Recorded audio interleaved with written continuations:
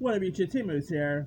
Now, since I just talked about the first 300 film, with Zack Snyder, because he, of course, directed 300. I'm actually going to do my review for its prequel, and that is 2014's 300 Rise of an Empire.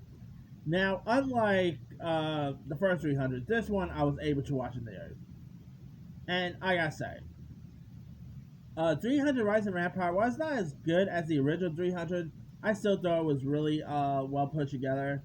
This time around, when King Leonidas and his 300 Spar have their date with Destiny at Dermole, another battle against the Persians ends up being rolling, and so it's up to Demis, played by Selvin Stapleton, who is this Greek general who sees the threat poised by the god King Xerxes of Persia, once again portrayed by Rodrigo Santoro.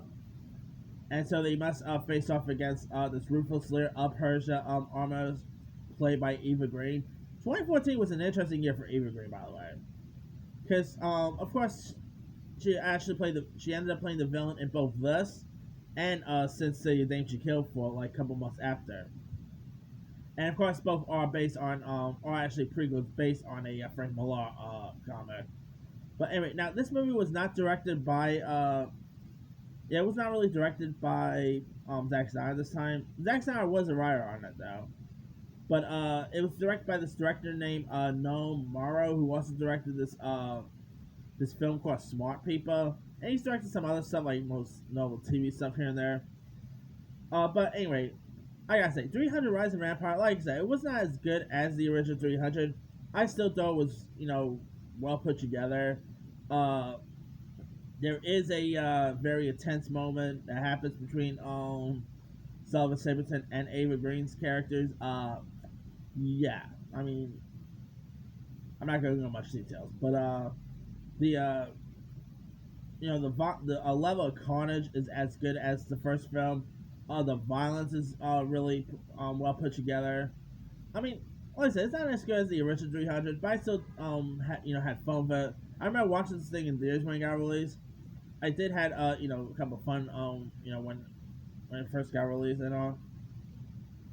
I mean, it was pretty cool how they decided to release this and to say they killed for in the same year. That's pretty cool right there. But anyway, the battle sequence is really cool. It's not as long as the first 300 though, but it's still pretty decent. If you guys have not really seen a 300 Rise of the Empire, like I said, it's not as good as the first 300, but it's still not as bad. Anyway, if you guys haven't seen it, it is on Hulu.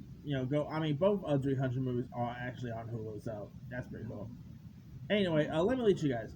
Have you ever seen 300 Rise of an Empire? If so, what story? Did you like it? Did you not like it? Which 300 movies were you into the most? Were you into the first 300, or were you into its prequel?